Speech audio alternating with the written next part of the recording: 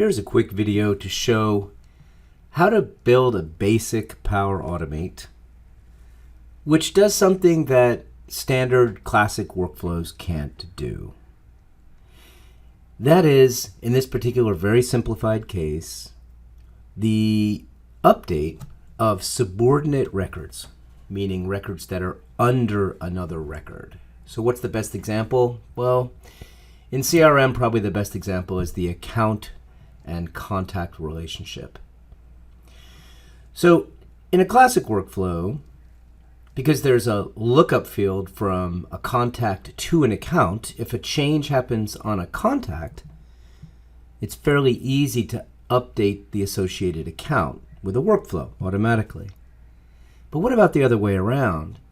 If you have a list of contacts that are related to an account and you make a change on the account and you expect and want the change to cascade downward to the contacts, you really got to use something like Power Automate these days.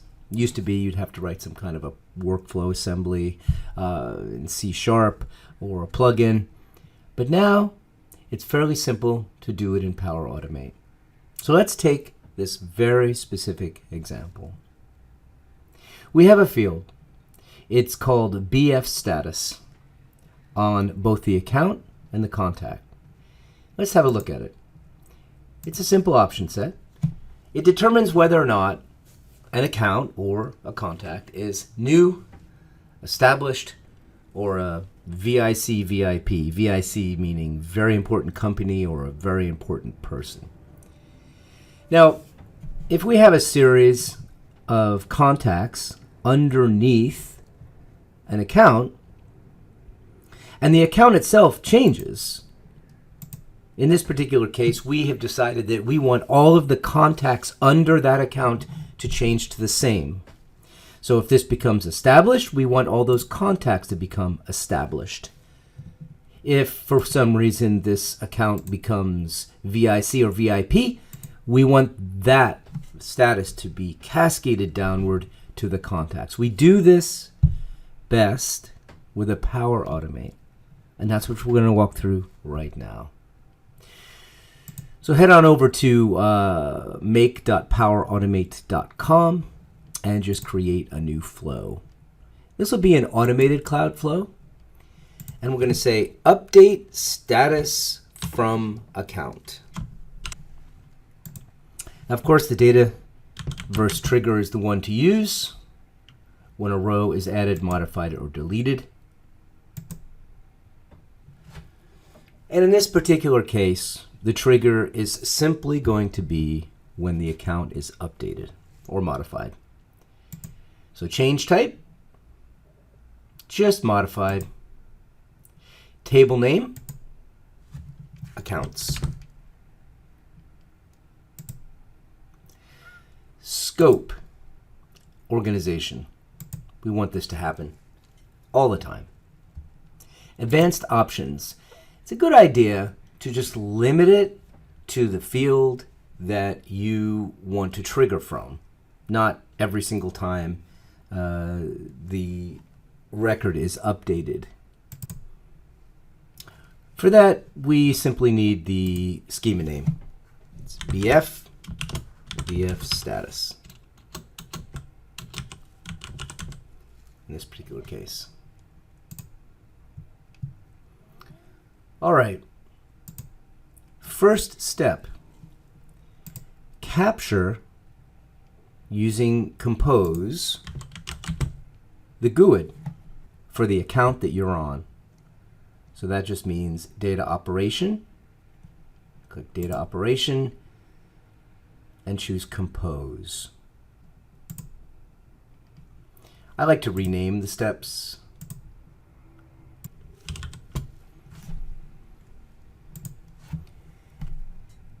Now the input, of course, is going to be the row that you're on.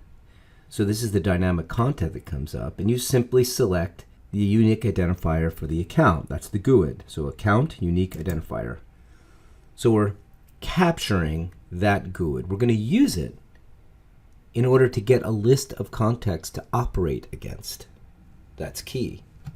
So once we have that GUID, the next step, of course, is to list. We're going to list rows. The rows that we're going to list are contacts,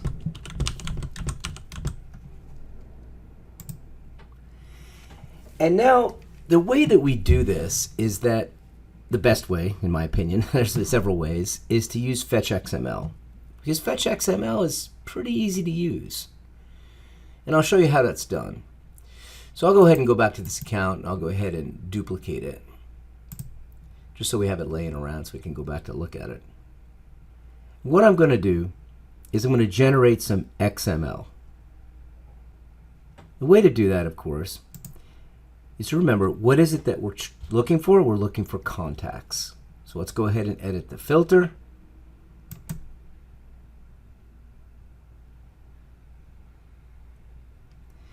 I don't care about the owner. I'm going to simplify this. I don't care about the status.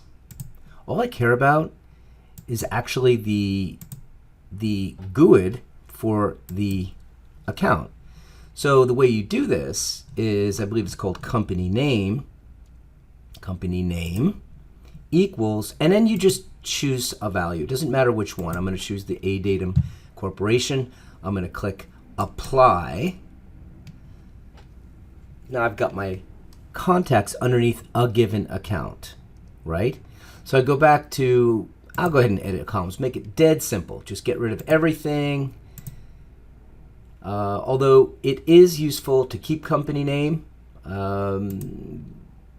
useful because of testing and things like that. So I'm going to go ahead and apply that.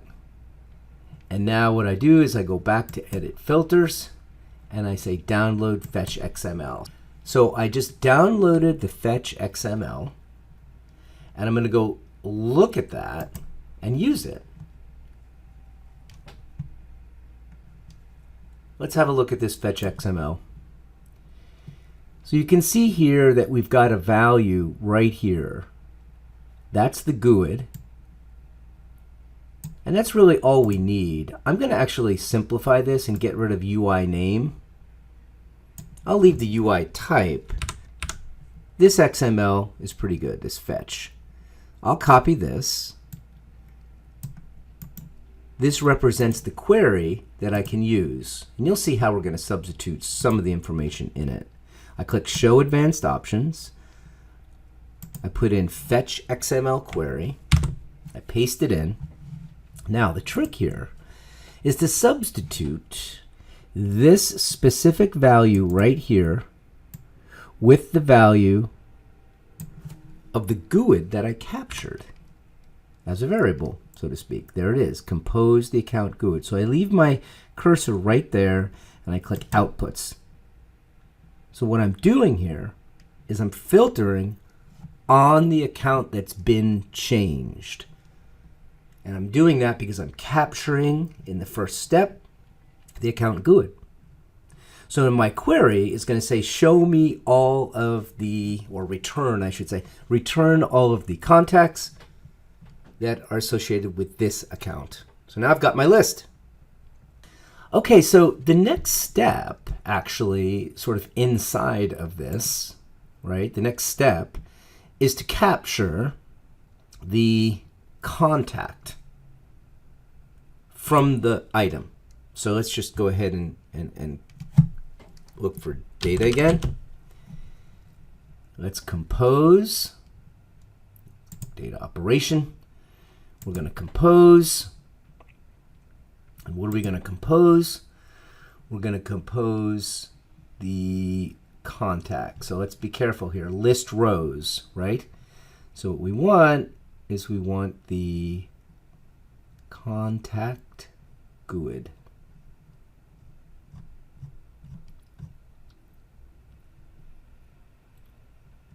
We need that unique identifier.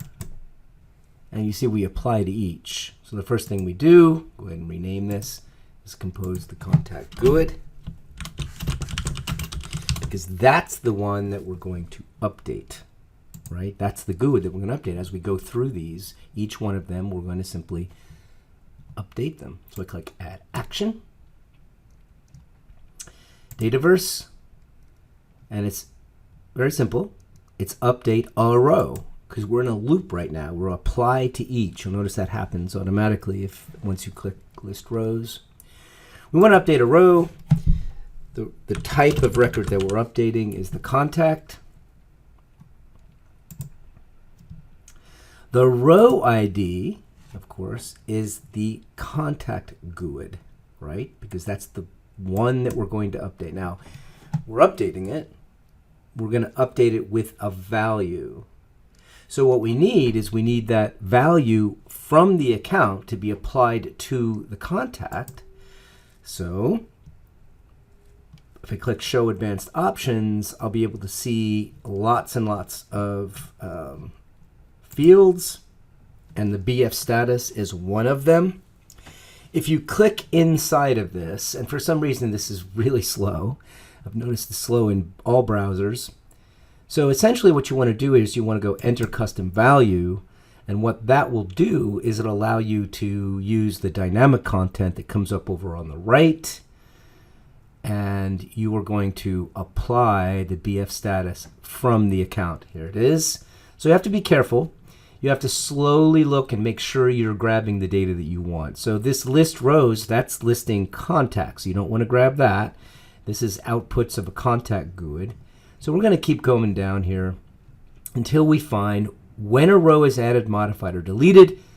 And that is, in fact, the step that is associated with the account. And we want to grab that data from the account, and we want to apply it into the BF status on the contact. It's just that simple.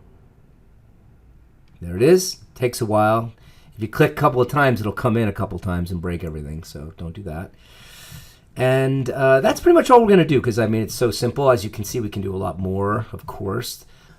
We now have a flow that will update related information from the parent. It's just that simple. They want us to test it. Well, this type of automatic, you don't have to formally click test. You can just run it. We'll go ahead and do that, though, just to show you how to test things. Click test. I'm going to test it manually, and it says perform the starting action. Well, we know what the starting action is. The starting action is that we change that field on the account. So when I click test and I say I'm going to do it manually, the screen sits here and spins until I actually do it. So I'm going to go in and I'm going to make the change.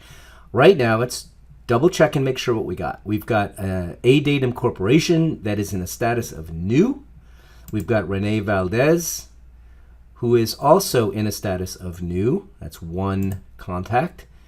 And we also have a secondary person, Susan Burke. And Susan Burke is also new. So back to the account, we want to simply change the BF status on the account level, and we expect it to be changed below. I'm going to change it to established. Let's say now this particular account is now established, and we want the people underneath it to become established as well. So this is running in the background, but let's just make sure it is. So I go back to edit my flow. It's spinning here. It's spinning.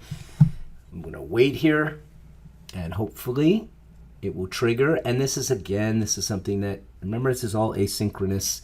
Power Automate, the one complaint that people have, and it's valid, quite valid, or one of many complaints perhaps, is just simply that it's slow. It just happens slowly. So right now we're still waiting for it to be changed. We've gone ahead and saved the record, right? We have this established now. The record is saved. Come back.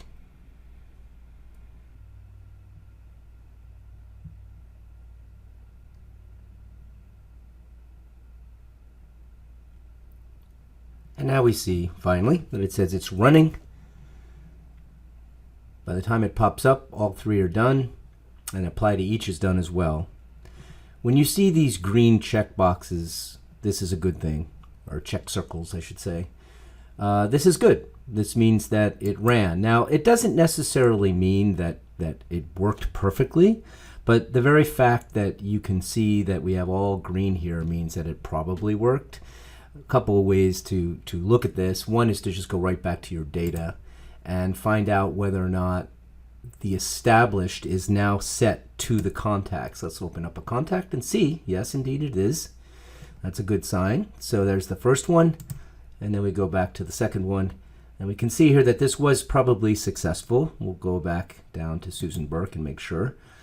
But yes, both of them have been set to establish, and it just simply means that any contacts under the account would have been changed through that operation.